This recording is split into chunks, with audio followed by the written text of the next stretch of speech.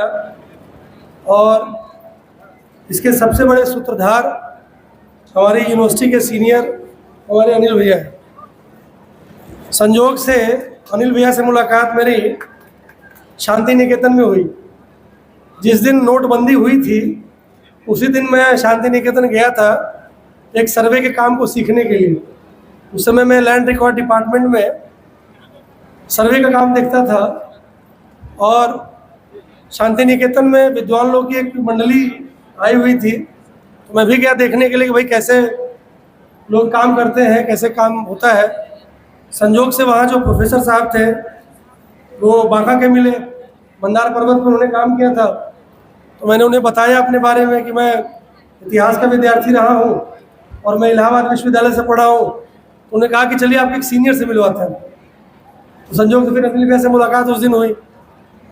तो फिर पता चला कि पुरातत्व के क्षेत्र में पूरी दुनिया में लखीसराय का नाम लोग बहुत आदर से लेते हैं, लेकिन लखीसराय में लोग नहीं जानते इस चीज़ को। तो मुझे भी आश्चर्य हुआ कि ऐसा क्या है। तो उन्होंने लाली पहाड़ी के बारे में बताया कि लाली पहाड़ी के बारे में विदेशों में लोग लिखते पढ़ते हैं, विदेशों में लोग जानते हैं और लखीसराय वासी उसको छोड़ कर रखे हैं। तो ये हमारे देश का, हमारे प्रदेश का, हमारे ज़िले का ये स्थिति है। मैं उसको सौभाग्य दुर्भाग्य अभी नहीं कहूँगा, लेकिन कई बार ऐसा होता है कि हम अपनी चीज़ों को नहीं पहचान पाते, हम अपने गौरव को नहीं जान पाते। संयोग से फिर कुछ दिन बाद मेरा लखीसराय आगमन हुआ। लखीसराय में हम लोग बालगुदर पहाड़ी के पास बालगुदर पे उतर के एक विरासत यात्रा की है। कुछ गांव में हम लोग गए, पूरा करीब सुबह से लेकर दोपहर तक पूरा गांव घूमे। हर गांव में घर घर में इतनी बढ़िया बढ़िया मूर्ति है उसका अध्ययन किए, मोबाइल में कुछ फ़ोटो खींचे। तब पता चला कि ये क्षेत्र कितना महान रहा है, इसका अंदाज़ा भी यहाँ के लोगों को नहीं है। यहाँ मूर्तियाँ बनती थी और हरोहर नदी के माध्यम से ये मूर्तियाँ गंगा नदी में जाती थी नाव से। गंगा नदी के माध्यम से फिर बंगाल की खाड़ी में जाती थी और फिर वहाँ से दूसरे देश को सप्लाई होती थी। तो ये इतना आत्मनिर्भर और पूरी दुनिया को मूर्ति सप्लाई करने का जिला था। उस समय इसका नाम कृमला स्थान करके था। कल हम लोगों ने लाली पहाड़ी पर एक कार्यक्रम भी किया और वहाँ की सील देखी, वहाँ का मुहर जो है वो देखा है।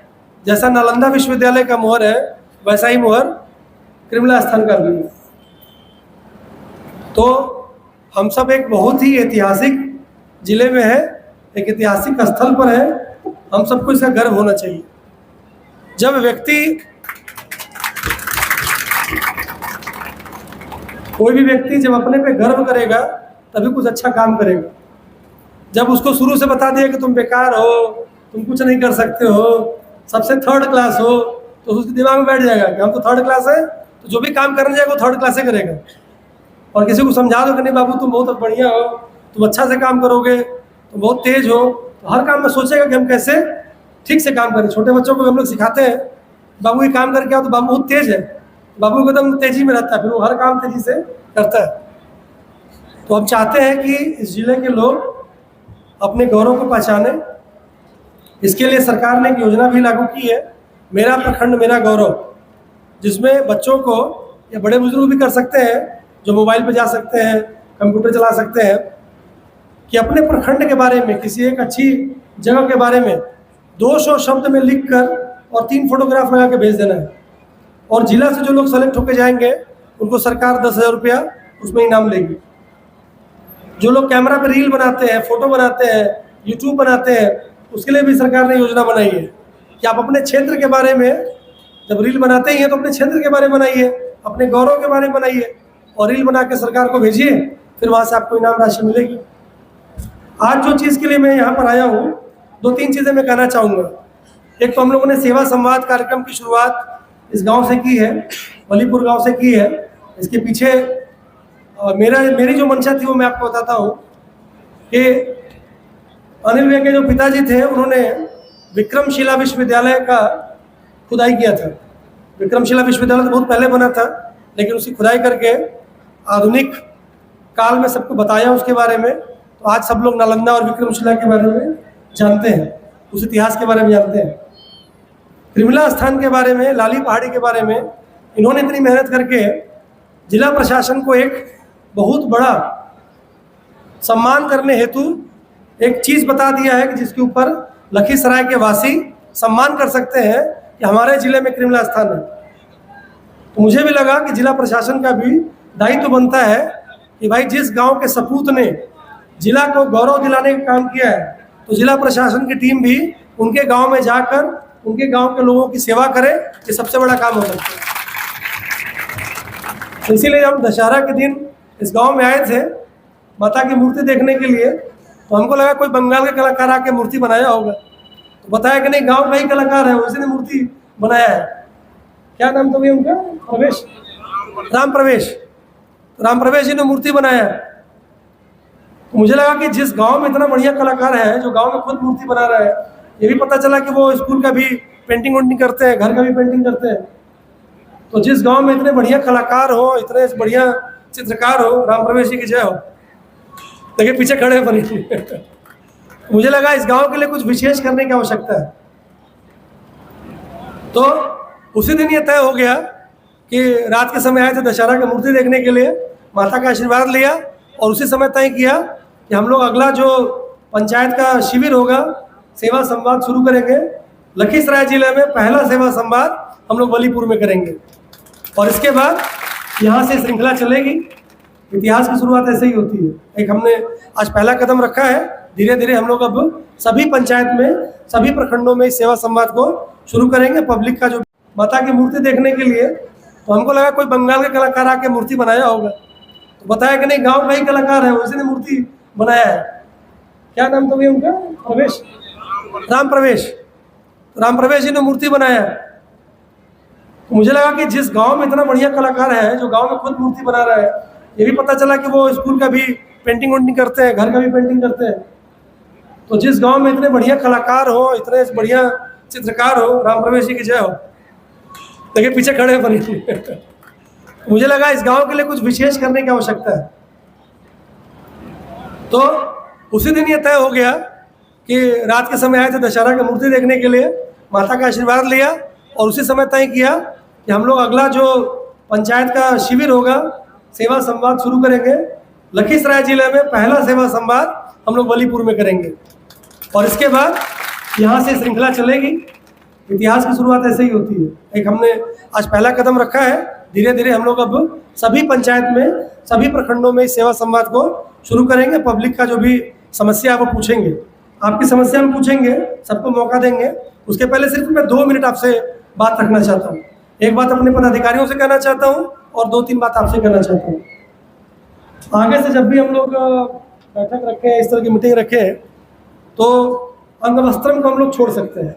अंगवस्त्रम शॉल पहनने की आवश्यकता नहीं है। हम लोग कपड़ा पहने हैं, हम तो कोट पहन के आए हैं, तो इसके ऊपर से फिर शॉल उड़ाने की जरूरत नहीं है। अगर करना ही है तो गांव में अगर कोई बुनकर है तो उसका कपड़ा खरीद के देंगे तो हम ले लेंगे।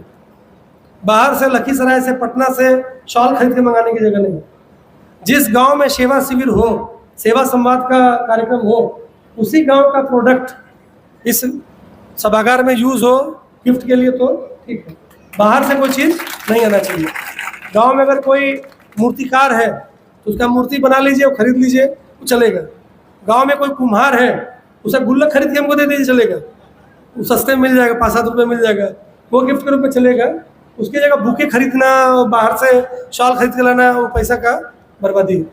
पैसा किसी और के पास जाएगा, उसकी बजाय वो पैसा गांव में किसी को रोजगार मिल जाए तो ज़्यादा अच्छा है। और बुके देने के बजाय अगर कोई छोटा पौधा ना मिले तो हमको पीपल का पेड़ देते, हम उससे बहुत खुश रहेंगे।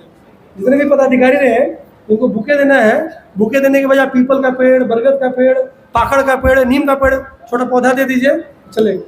तो इस तरह से अगली बार हम लोग इसका खर्चा भी कम कर लेंगे और जो भी खर्चा हो गाँव वालों के ऊपर खर्चा हो।